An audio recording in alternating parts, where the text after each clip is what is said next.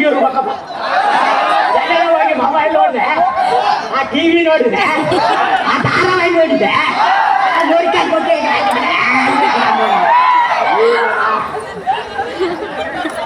ನೋಡಲಿ ನಾಟಕದ ಹೆಂಗೆ ಹೇಳ್ತ ಒಂದೇ ಒಂದು ಏಟಿಗೆ 2 ಹಕ್ಕಿಗಳು ಬಲಿಯಲ್ಲಿ ಬಿದ್ದವು.